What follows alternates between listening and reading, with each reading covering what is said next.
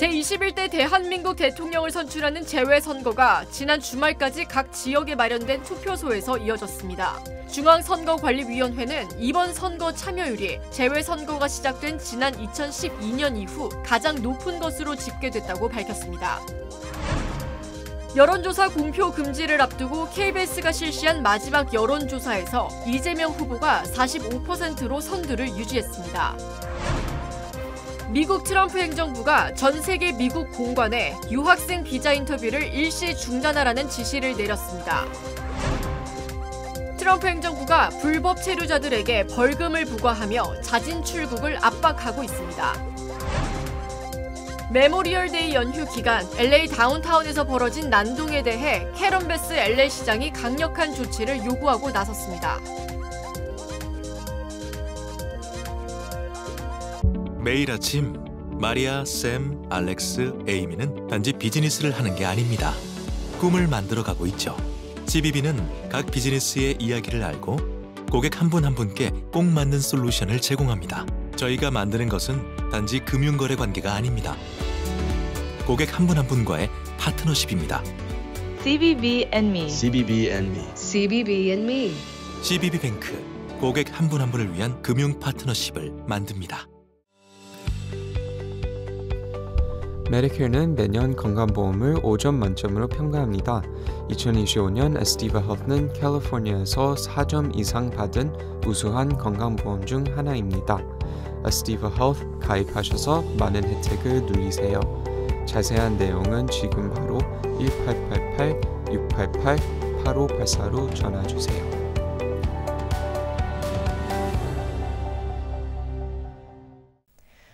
시청자 여러분 안녕하십니까? KBS 아메리카 뉴스입니다. 제21대 대한민국 대통령을 선출하는 재외선거가 지난 주말까지 각 지역에 마련된 투표소에서 이어졌습니다. 중앙선거관리위원회는 이번 선거 참여율이 재외선거가 시작된 지난 2012년 이후 가장 높은 것으로 집계됐다고 밝혔습니다. 이우수 기자가 취재했습니다. LA 중앙사관 관내 추가 투표소 운영 마지막 날인 지난 토요일, 추가 투표소가 마련된 오렌지 카운티 한인회관에는 하루 종일 한인 유권자들의 발걸음이 이어졌습니다. 어머니 손을 꼭 잡고 투표소를 찾은 유권자, 온 가족이 함께 소중한 추억을 만들기 위해 투표소를 찾은 유권자는 물론 유모차를 끌고 투표소를 찾은 유권자도 이날 투표소 현장에서 만나볼 수 있었습니다. 대한민국의 국민으로서 저희의 어떤 의무를 또 다 한다는 느낌으로, 그런 마음가짐으로, 또 대한민국이 더 발전할 수 있는 그런 마음가짐으로 투표하러 나왔습니다. 유권자가 된 자녀의 첫 투표를 함께 기념하기 위해 투표소를 찾은 유권자 가족. 바쁜 이민 생활 중 처음으로 재외선거에 참여한 유권자도 투표소를 찾아 소중한 한 표를 행사했습니다. 대한민국 국민으로서 처음 투표에 참여할 나이가 됐잖아요. 미국에 온 지 이제 2년 됐는데 처음으로 해외 거주자 투표 요거를 이제 할 마음을 먹어가지고 가족의 도움을 받아 소중한 한 표를 행사한 유권자도 있었습니다. 허리가 아파 제대로 걸을 수 없는 상태였지만 국민의 권리를 지키기 위함이었다고 합니다. 반면 추가 투표소 역시 LA 총영사관 투표소처럼 재외선거 유권자 등록 기간을 놓쳐 투표에 참여하지 못한 채 발길을 돌릴 수밖에 없었던 유권자들도 만날 수 있었습니다. 한 유권자 가족은 미국에 살고 있는 손자를 만나러 왔다 부재자 투표 등록 기간을 놓쳐 투표에 참여하지 못했다며 아쉬움을 전했습니다. 제가 모르고 왔거든요. 그러니 어떡해요. 그냥 돌아가야 되니까 너무 속상해요. 전혀 모르는 상황이었기 때문에 시간 내서 나왔는데 시간이 좀 아깝게 됐네요. 중앙선거관리위원회에 따르면 제21대 대통령 선출을 위한 재외선거에는 전 세계 재외공간에서 20만 5,268명의 유권자들이 투표에 참여했습니다. 미주 지역의 경우 총 56,799명이 이번 재외선거에 참여한 것으로 집계됐는데 이 중 LA 총영사관 관할 지역에서는 모두 7,630명의 등록 유권자들이 투표에 참여해 20대 대선 당시 집계된 70.6%보다 3.2% 증가한 73.8%의 투표율을 기록했습니다. 이틀간 많은 국민들이 오셔서 투표를 해주시고 계신데요. 예상보다 달리 뜨거운 열기를 좀 느낄 수 있었습니다. 지난 20대 대선 재외선거 개표 결과에 따르면 당시 더불어민주당 이재명 후보가 59.77%의 득표율을 기록했고 뒤를 이어 국민의힘 윤석열 후보가 36.19%, 정의당 심상정 후보가 3.45%의 득표율을 각각 기록했습니다. 이번 재외선거 투표지는 오늘 비행편으로 외교행랑을 통해 본국으로 이송된 뒤 6월 3일 한국 대선일에 맞춰 개표가 이루어질 예정입니다. 제21대 대한민국 대통령 선출을 위한 재외선거가 지난 주말까지 이어졌습니다. 지역별로 마련된 추가 투표소의 참여 열기도 뜨거웠습니다. 가든그로브 추가 투표소에서 KBS 뉴스 이우수입니다. 여론조사 공표 금지를 앞두고 KBS가 실시한 마지막 여론조사에서 이재명 후보가 45%로 선두를 유지했습니다. 국민의힘 김문수 후보는 36%, 개혁신당 이준석 후보는 10%로 나타났습니다. 박진수 기자가 보도합니다. 내일이 선거일이라면 누구에게 투표할지 물었습니다.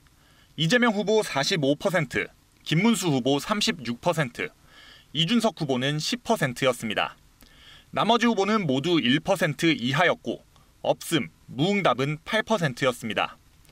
이재명, 김문수 후보 격차는 9%포인트로 오차범위 밖에서 이 후보가 앞섰습니다. 5일 전 조사와 비교하면 이재명 후보는 4%포인트, 김문수, 이준석 후보는 각각 2%포인트씩 차이가 났습니다. 지역별로 살펴보면 인천, 경기, 광주, 전라에선 이재명 후보가, 대구, 경북에선 김문수 후보가 오차범위 밖에서 앞섰습니다.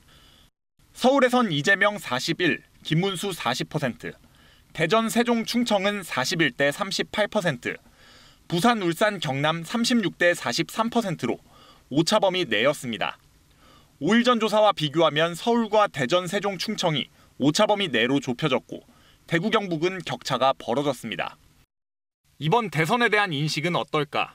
정권 교체를 위해 기존 야권 후보에 힘을 실어줘야 한다 51, 정권 재창출을 위해 기존 여권 후보에 힘을 실어줘야 한다 40%로 나타났습니다.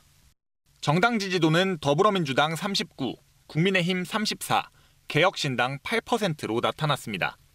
5일 전 조사와 비교해 민주당과 국민의힘 격차가 줄어들었습니다. KBS 뉴스 박진수입니다. 트럼프 행정부가 전 세계 미국 공관의 유학생 비자 인터뷰를 일시 중단하라는 지시를 내렸습니다. 인터뷰 대상자의 소셜미디어 심사를 의무화하기 위한 조치로 외국인 학생들과 학자들의 방미 문턱이 높아질 전망입니다. 김지숙 기자입니다. 미국 정부가 모든 외국인 유학생의 미국 입국을 위한 비자 인터뷰를 일시 중단하도록 했습니다. 미 정치 전문 매체 폴리티코 등 외신에 따르면 마코 루비오 미 국무부 장관은 소셜미디어 심사와 검증 확대를 준비하기 위한 조치라며 이같이 지시했습니다. We use every tool in our tool chest to vet anyone coming in who wants to come into this country. 대상은 학생과 교환 방문 비자 등입니다. 이 조치는 즉시 발효되며 추가 지침이 발표될 때까지 비자 인터뷰 일정을 추가할 수 없습니다. 다만 이미 예약된 인터뷰는 예정대로 진행하도록 했습니다. 소셜미디어 검증에서 무엇을 심사할지는 직접 언급되진 않았지만 테러리스트 차단과 반유대주의 대응을 목표로 한 행정명령들이 언급됐습니다. 지난 3월에도 루비오 장관은 학생 비자 신청자의 소셜미디어를 조사해 반유대주의 성향 여부를 확인하도록 지시했습니다. 주로 이스라엘 규탄 시위 등에 참여한 학생들이 대상이었는데 3월 말까지 300명 넘는 유학생의 비자가 취소되기도 했습니다. 이번 조치는 트럼프 행정부가 하버드대의 유학생 유치 자격을 취소하고 지원금을 삭감하는 등 압박을 높이고 있는 가운데 나왔습니다. 트럼프 행정부는 하버드와 체결한 1,370억 원 규모의 정부 계약도 전부 취소할 방침입니다. 이번 조치로 유학생 비자 발급 시간뿐 아니라 발급률도 크게 떨어질 수 있다는 우려가 나옵니다. 또 외국인 학생에 의존해 재정적인 수익을 확보하는 미국 대학에도 적잖은 타격을 줄 전망입니다. 워싱턴에서 KBS 뉴스 김지숙입니다. 트럼프 행정부가 불법 체류자들에게 벌금을 부과하며 자진 출국을 압박하고 있습니다. KBTV 전상희 기자입니다. 국토안보부는 벌금 부과를 4월에 발표한 지 한 달여 만인 현재까지 최종 추방령 무시자 7,000명에게 20억 달러의 벌금을 부과했다고 밝혔습니다. 최종 추방령을 받고도 미국을 떠나지 않은 불법 체류자들에게는 최종 추방령을 받은 날부터 하루에 998달러의 벌금을 물리고 최대 5년치를 소급 적용해 180만 달러나 부과하고 있습니다. 국토안보부는 최종 추방령을 받고도 잠적한 불법 체류자들이 140만 명이나 되기 때문에 하루 1,000달러씩의 벌금 부과에 가속도를 낼 것으로 보입니다. 국토안보부는 벌금 부과에 이어 정부기관들의 모든 정보를 활용해 해당자들이 30일 안에 벌금을 납부하지 않으면 컬렉션, 강제 환수에 착수한다고 경고했습니다. 국토안보부는 강제 환수를 위해 해당자의 임금 소득이나 세금 환급을 압류하는 동시에 민간 컬렉션 회사에 넘겨 강제 환수하도록 의뢰하게 된다고 밝혔습니다. 벌금을 부과해도 강제 환수하기 어려울 것이라는 지적을 받고 있지만 그만큼 불법 체류자들이 미국에서 더 이상 버티지 못하고 자진 출국을 선택하도록 압박을 가하고 있는 것으로 해석됩니다. 트럼프 행정부는 자진 출국을 독려하기 위해 한편으로는 전세기 편으로 무료 항공권과 1인당 $1,000씩의 출국 보너스를 지급하고 있습니다. 무료 항공권과 출국 보너스를 받고 처음으로 64명이 미국을 떠난 바 있습니다. 한편 CBS 뉴스는 ICE가 추방 재판 심리가 예정된 불법 체류자들을 법원의 재판 과정 없이 신속 추방하는 작전을 시행 중이라고 보도했습니다. 현재 이민법원에는 불법 체류자 추방 재판 등 계류 중인 사건이 400만 건 이상입니다. 이외에도 행정부는 신속 추방 절차 대상을 합법 입국 후 체류 기한을 넘긴 불법 체류자 등으로 확대하고 있습니다. 이로 인해 바이든 행정부 당시 체류 신분 없이 입국이 허용됐던 약 100만 명이 신속 추방 대상에 포함됐습니다. KBTV 뉴스 전상입니다. 메모리얼 데이 연휴 기간 LA 다운타운에서 벌어진 난동에 대해 캐런 베스 LA 시장이 강력한 조치를 요구하고 나섰습니다. 사건은 지난 25일 일요일 새벽 LA 다운타운의 한 버려진 창고에서 발생했습니다. 최대 1,000여 명에 달하는 인파가 몰렸고 일부는 경찰관을 공격하고 기물을 훼손하는 등 통제를 벗어난 폭력 사태로 번졌습니다. 또 군중 일부는 경찰차와 상업 건물 외벽, 메트로 A라인 열차 2대의 내부와 외부에 스프레이로 그래피티를 남겼다고 LA 경찰국은 설명했습니다.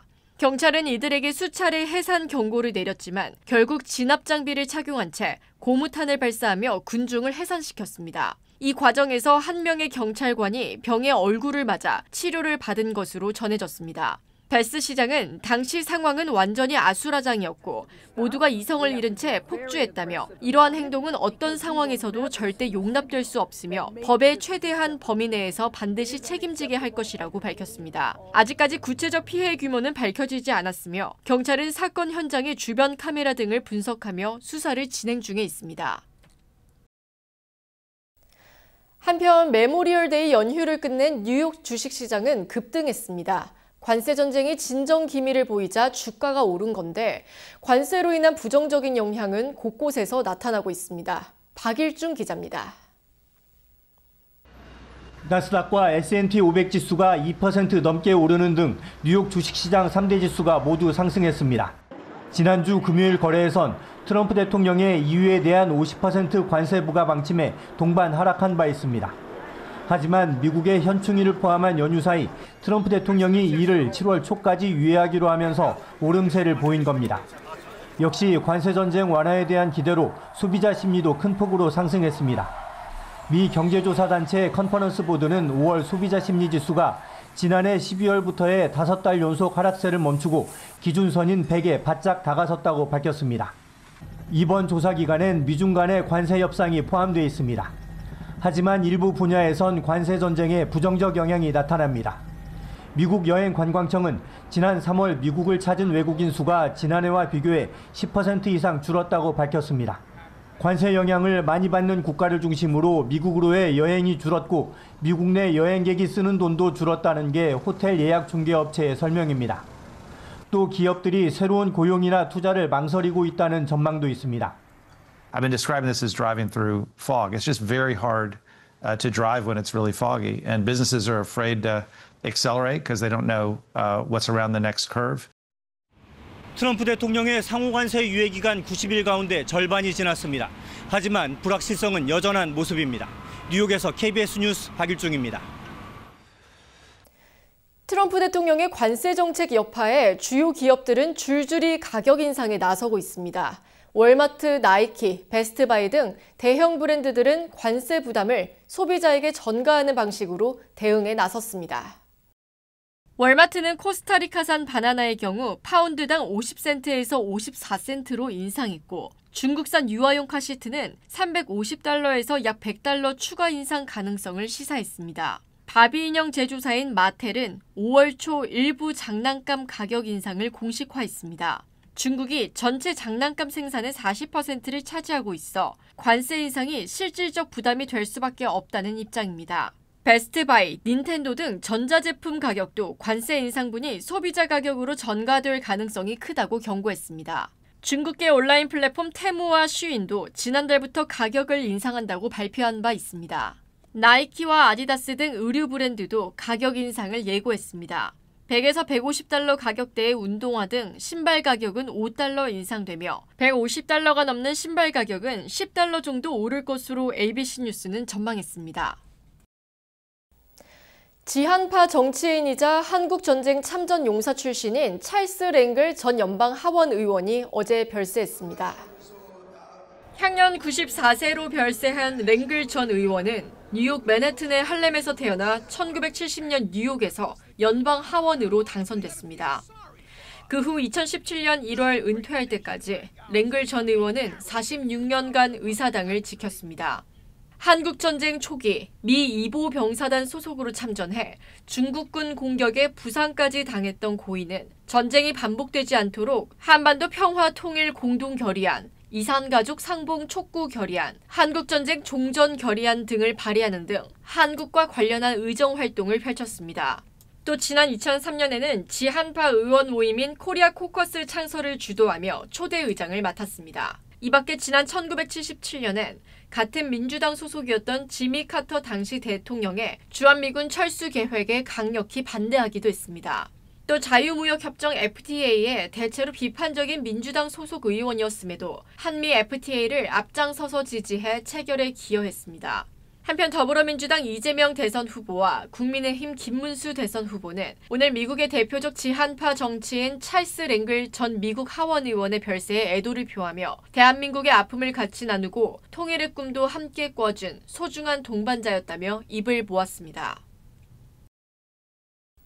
캘리포니아주를 포함한 미 전역에서 차량 등록국 DMV를 사칭한 스미싱 사기가 기승을 부려 주의가 요구되고 있습니다.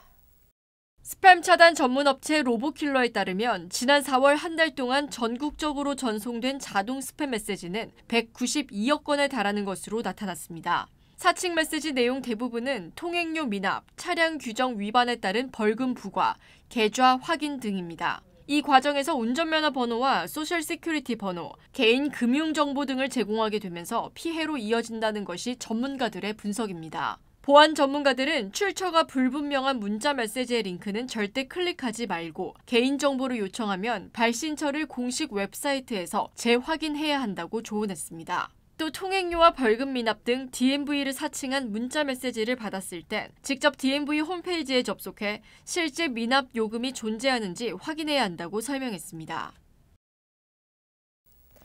국무부가 베네수엘라 여행을 경고하며 여행 금지를 의미하는 최고 등급으로 올렸습니다. 국무부는 부당한 구금과 고문, 테러, 납치 등의 우려와 불공정한 법 집행 관행, 폭력 범죄, 사회적 불안, 부적절한 보건 서비스 등을 이유로 베네수엘라에 대한 여행 경보를 여행 금지를 의미하는 4단계로 상향했다고 밝혔습니다. 국무부는 또 베네수엘라에 체류 중인 미국 국민에게 즉시 출국할 것을 권고했습니다.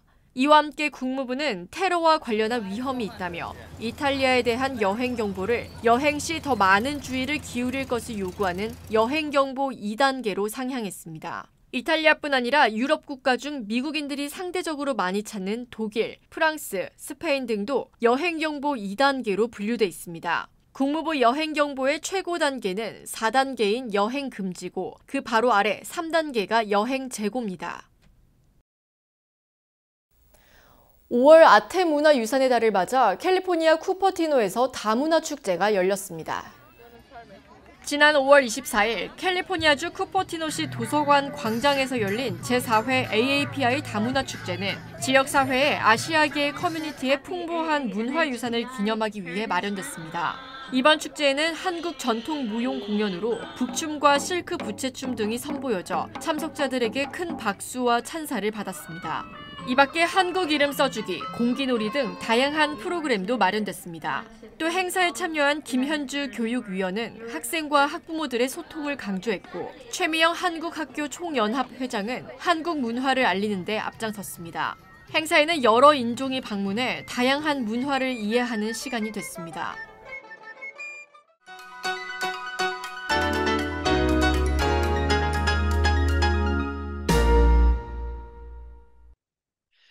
주식시장은 2주 만에 가장 강력한 랠리 모드를 가동시켰습니다. 7주 만에 최악의 주로 마무리했던 지난주 모습은 완전히 반전됐는데요. 예상보다 적게 감소한 4월 내구재 주문과 6개월 만에 상승세로 돌아선 소비자 신뢰지수는 모두 분위기를 고조시키는 효과를 발휘했습니다. 하지만 무엇보다도 유럽연합에 부과됐던 50% 관세가 6월 1일 시행을 앞두고 7월 9일로 전격 연기됐다는 소식은 매수 심리에 불을 붙였습니다. 강력한 패닉 바잉을 동반한 포모 현상이 제대로 작용한 건데요. 내일 실적 발표를 앞둔 엔비디아와 함께 2주 만에 하나도 빠짐없이 일제히 강세를 보인 매그니피센트 세븐도 기술주들의 반격을 주도했습니다. 그 결과 내스닥은 오늘도 3대 지수들 중 가장 크게 폭등해 지난주 떨어졌던 것의 99.9%를 하루 만에 복구하는 상황을 연출했습니다. 지금까지 김지한입니다.